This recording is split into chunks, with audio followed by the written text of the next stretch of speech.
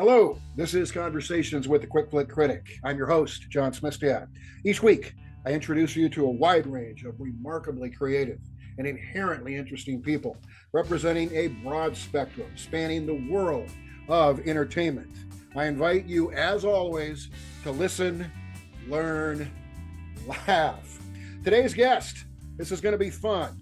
We are going to delve into another film festival. This is the Los Angeles International Film Festival.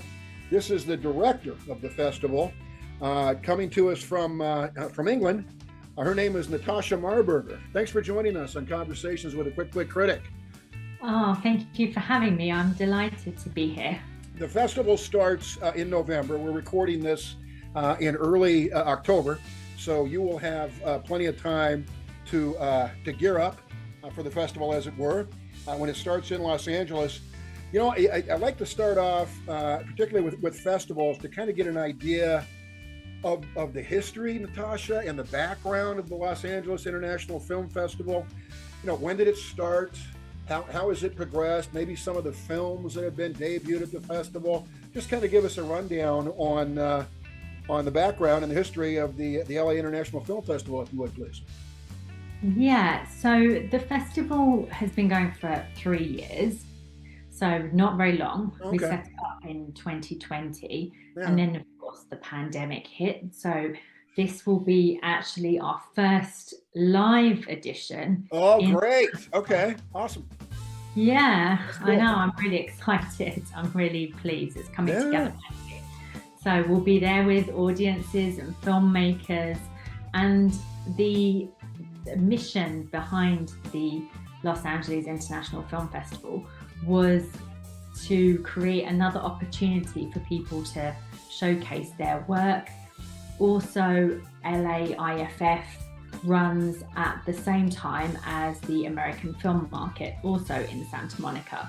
So it's a great opportunity for filmmakers in LA and internationally as well to really understand the film industry and showcase their work in the right place at the right time. Boy, no kidding. Yeah, and so your festival's based, the LA International Film Festival is based in Santa Monica. Yes, it's based in Santa Monica. We are screening at the Lemle Monica Film Center, which is, it's about 10 to 15 minute walk from the AFM, the main hotel, the Lowe's Hotel. Oh, perfect. That's so cool that you're going live, you know, after the last couple of challenges that we've all had. And I think if you have to go online, you will. And we did. And hopefully we offered a bit of a good experience for filmmakers. As many festivals, we did our best. But it's just so different to be back. And I also run the London Independent Film Festival. Wow. And good on you. That's great. Yeah, it was, I think, coming back to your question, the Los Angeles International Film Festival, it kind of came out of that as well, because we successfully run that in London and thought, well, we'll create another opportunity for similar types of things in LA. So I think it came out of there as well.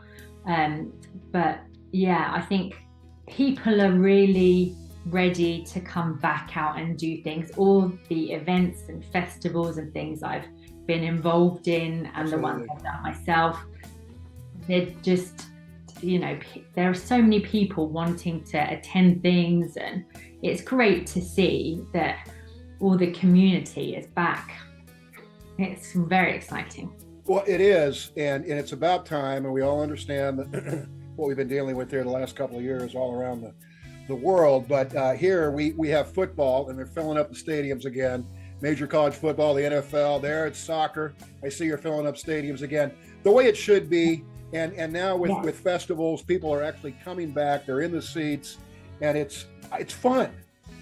It's just great fun to see this again. Yeah, it's so different, and it makes such a difference watching a film in a theatre with an audience, with other people, and then having the opportunity to speak to the filmmakers afterwards or attend some events together, it's completely different to anything else. Yeah. It doesn't do the films justice to watch them on a small screen on your computer at home, you know. Yeah. It's just completely different, and it's the same with other industries, football and everything. Yeah.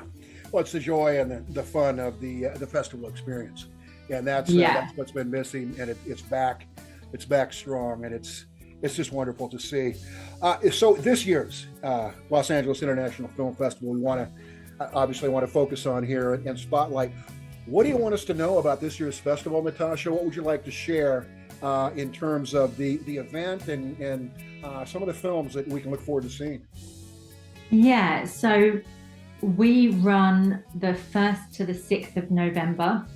We will be having, alongside the film program, we will also be having events such as opening night party, and then we always have a closing night awards ceremony, or in this case it will probably be closing afternoon, because we have films on and afterwards and we don't want it to clash. The closing film is, as you know, Montreal Girls. Right. And that's directed by Patricia, Chica. We're really excited about that one. And we also will have something that I started in London this year at the London Independent Film Festival. We had a kind of a speed pitching event where selected filmmakers would pitch ideas to industry professionals, and we're hosting that again in Santa Monica in LA, because the idea for me is with a festival, you have to do what you can to support independent filmmakers. Yeah. So it's a good way for people to really not only showcase their work and see some fantastic films, but also for filmmakers to meet like-minded fellow filmmakers and to collaborate or to learn something in the process as well. You know, clearly independent film, you're passionate about it. This matters to you. Where did that spring from? You're committed. These film festivals in London and LA are your babies, but it started before that, right? Yeah, well, my background is as a producer, actually. Okay. That's my other job. Other jam. Okay, yeah.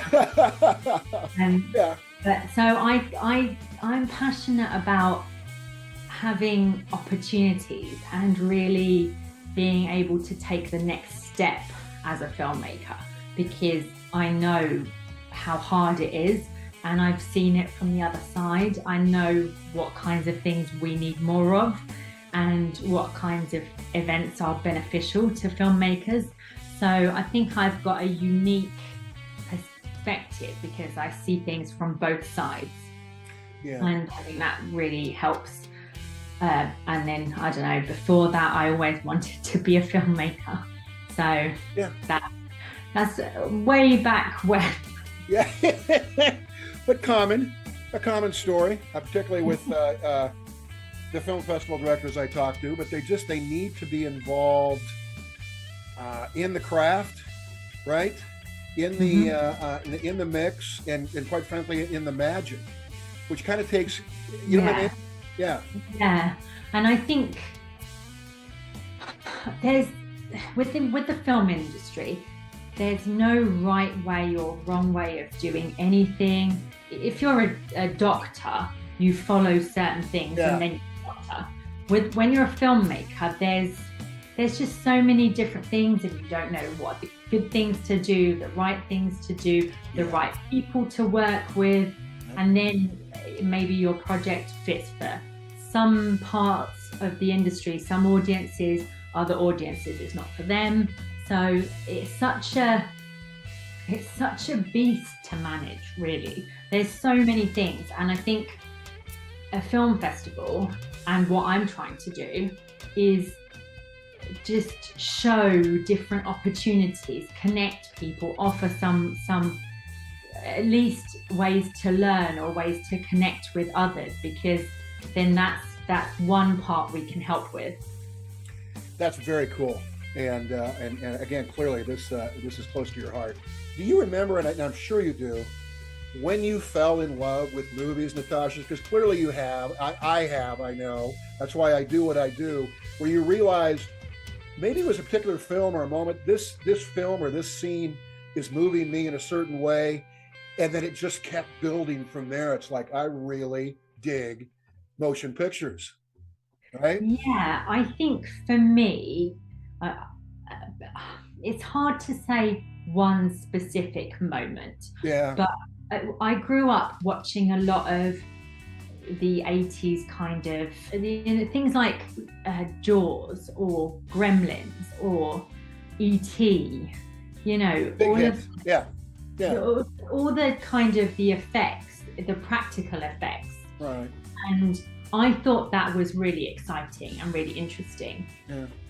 Obviously, we've moved on and things have changed from that specific thing. But I think it's always been interesting to me, the kind of making magic out of nothing, like creating something. Yeah. And that's what attracted me to film in the first place.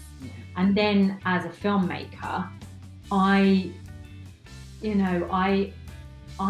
support other filmmakers, and I'm a producer, so I work with people and I really kind of shape projects and people and promote stuff.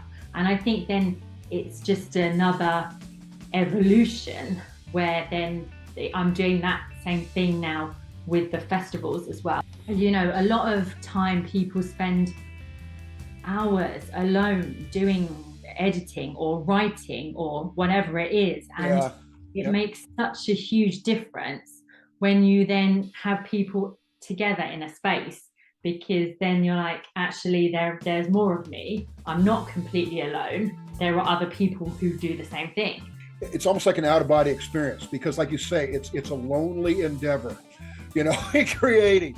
And we're not asking anybody to feel sorry for us as creative people, but it is. And then you sit down with a bunch of people, like you say, like we're doing again now in these theaters, and like people are actually watching this thing that I created, and they seem to be enjoying it. And it just kind of takes them to a different astral plane almost. It's like, is this happening in my life? Absolutely. It's amazing, and it's such a magical moment to see that and help make that happen. And that's why we're here. You as well. That's why all of us are here. We're supporting and celebrating each other. Natasha Marburger, thank you so much for being with us here at Conversation. Thank you for having me. It's been fantastic. Good. Folks, that is Natasha Marburger, who we've been speaking with here for the past several moments, and she is the director of the Los Angeles International Film Festival, which starts on November 1st in Santa Monica, California. Check it out, because I have watched the closing night film, Montreal Girls. It's a hell of a film. So now we are welcoming a first-time filmmaker. This is Patricia Chica. She is the director, co-writer of Montreal Girls. Natasha and I were just talking about Montreal Girls being the closing night film at the Los Angeles International Film Festival. First of all, Patricia, welcome to Conversations with a Quick Flick Critic. Thanks for being with us. It's a great pleasure being here with you, John. So thank you for having me. Absolutely. We're thrilled to have you.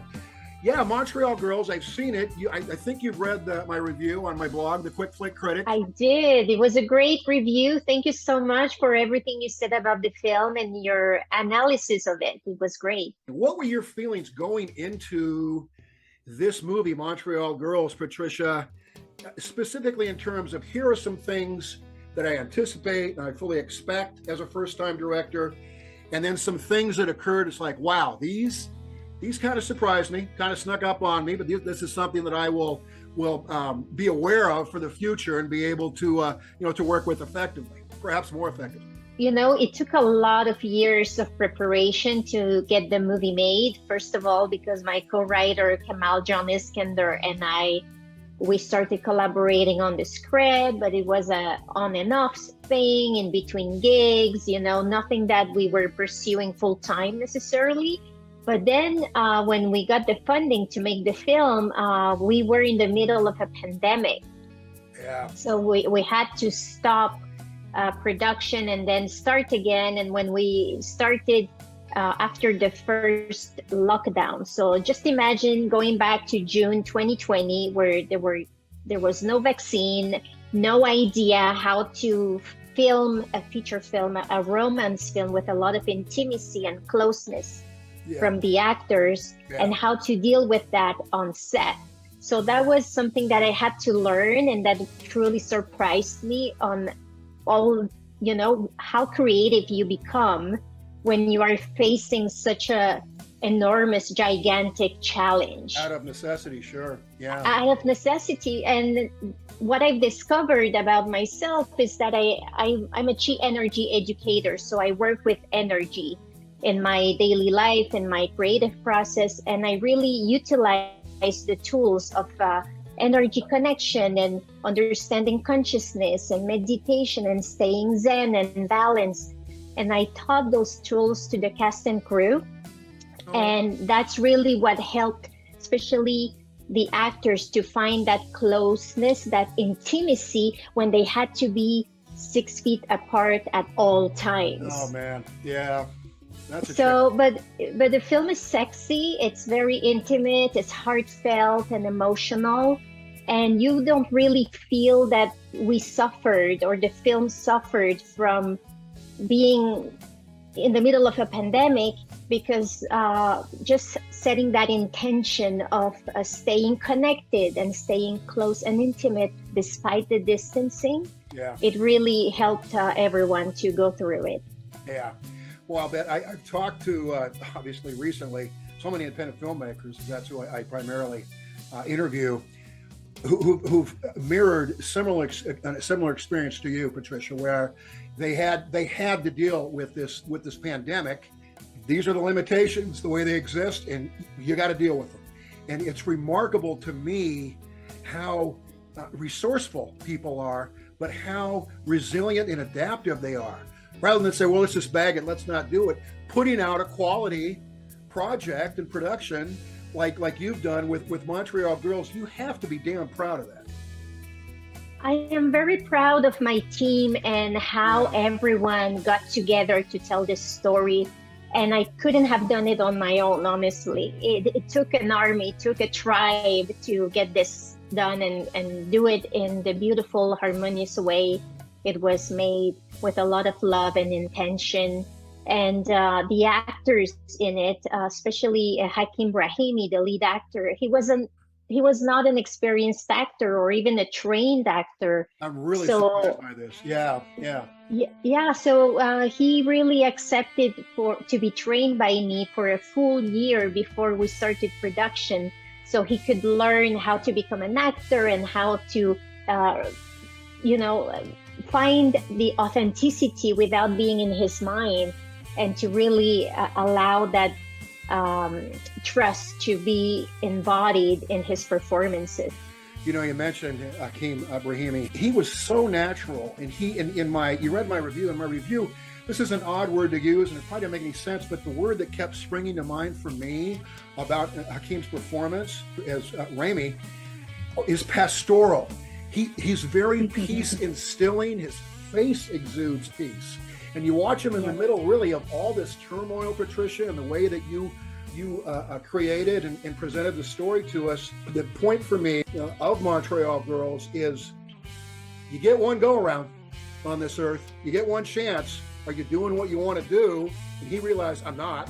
I'm about not to do what I really want to do. And he makes that decision. But talk about, if you would be, please, specifically Hakim's performance, and then his character, Rami, realizing a lot of things about himself and his life and his future in Montreal Girls. Absolutely. And I love that word, pastoral. You're the only person actually who has ever mentioned that word. And I was very intrigued by the intention behind it. But it's so true that the performance is authentic, and it almost to the level of being spiritual towards the end of the film. Yes. So the actor and the character, they went through this transformation, this story arc of this journey of discovering who he is and honoring his own beliefs and the way he wanted to live his life despite his family and especially his father not wanting him to do what he's supposed to be doing. Yeah. So that self-discovery is very predominant in the performance that Hakim Rahimi gave. And I believe it's working with the energy techniques and just filming him in chronological order as much as possible. So he really lived each step of the way in the order that it was supposed to unfold. And because he was not a trained actor or didn't have necessarily that experience on previous bigger roles or any role of this magnitude, I had to treat him almost like a documentary subject. Yeah, I understand.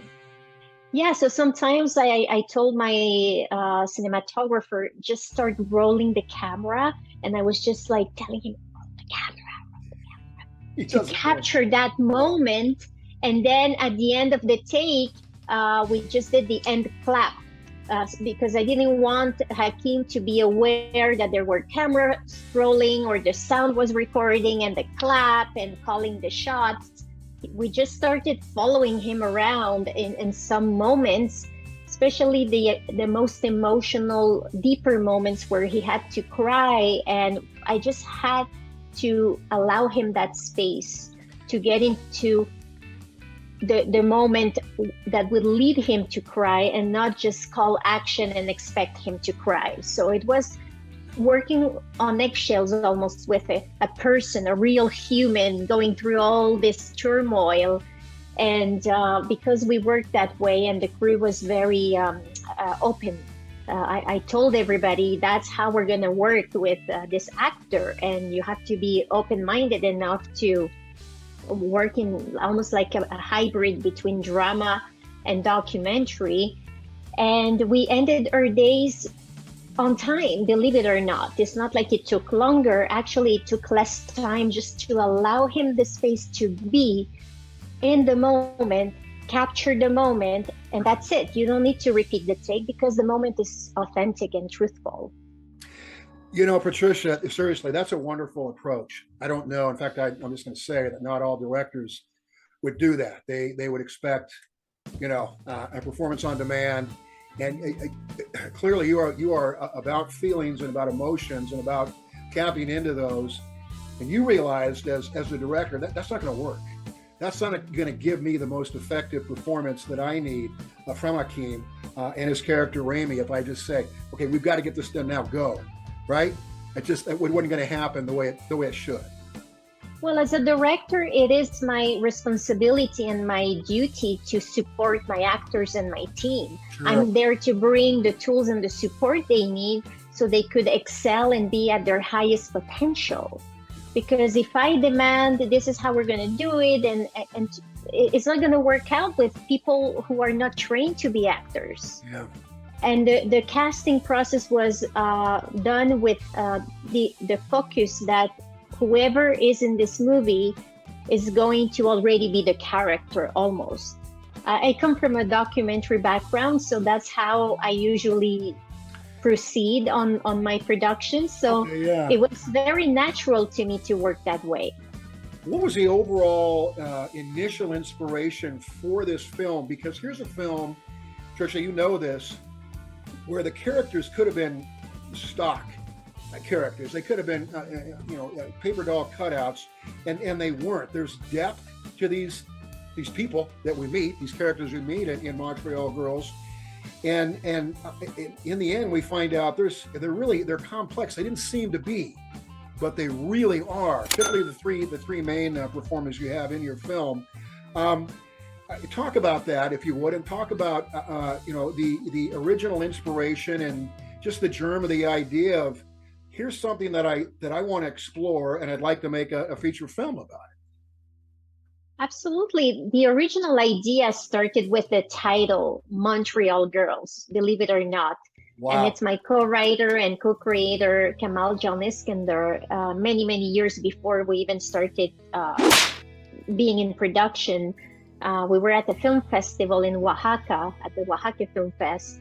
And he asked me as a Montreal girl, hey, is it true that Montreal girls are very free-spirited and open-minded and you know what I mean? And I said, well, you got to go to Montreal and find out for yourself. And we giggled and laughed and, you know, whatever. And a few weeks after, maybe a month later, we were on a Skype call, because back in the day it wasn't Zoom yet, it was Skype. Yep. And we started just discussing what is life in Montreal like, and the girls there, and the punk rock scene. And the ideas just started to blossom from that conversation that lasted 5 hours. And then we had an outline for the story, and Kamal and I collaborated for a few years on it, on and off, until it became something that I felt, oh, basically I am just telling my own story, my coming of age story, being a rock and roll photographer in the underground alternative scene of Montreal. Cool. And Yeah. I you know, the story is inspired by that journey I went through myself, navigating the subcultures. And the Middle Eastern part comes from Kamal's own cultural background. He's Egyptian American. So we blended what we knew, and we brought a little bit of ourselves in each character. And that's how the story was born. It's a labor of love. And you know, when you work with love, when you love what you do, the results are always authentic. They're real. And whether people like it or not, it doesn't matter to me, because I know I gave it all. And I know that as a storyteller, I'm here to inspire and empower audiences worldwide so they can find for themselves what they want to do and follow their heart. That's really my purpose with filmmaking. That's wonderfully stated, and obviously very genuine. Patricia, wow, you're going to come back briefly for my after show on my YouTube channel, but I've really enjoyed this conversation. Thank you so much for being with us on Conversations with Flick Critic. It's wonderful, and thank you again for your great review, and just identifying the character as being pastoral. You're the only one who have said that, so that's very original. Again, thank you very much. This has been a blast. Again, the film is Montreal Girls. We have been talking with the director and the co-writer of the film, and her name is Patricia Chica, and she is in Montreal, so she knows from which she speaks. Before we go, I always have to thank Bruce Threlkeld, who plays all the music for my show. Just a master musician. Bruce, thanks for doing that for the show. You can find Bruce's work and his music on his YouTube page, which is The Gig Farmer. Go there and see what Bruce is doing music-wise. It's astounding. So that'll do it for this edition of Conversations with the Flick Critic. I am your host, John Smithstad. The show live streams every Tuesday at 7 p.m. Eastern Standard Time, only on Rude Rangers TV. You can also watch the live stream on really any popular platform that where you get your live streams. We're talking about Roku, Amazon Fire TV, which I ask that you watch specifically on those two platforms, as my ratings are based on viewership on Roku and Amazon Fire TV. So until next time, as a reminder, like you need to be reminded, but I don't think that we can instill this in our soul enough. Listen. We listened today, learned. We learned a lot of things. And of course, as always, laugh. Thanks again, folks. Goodbye, everybody.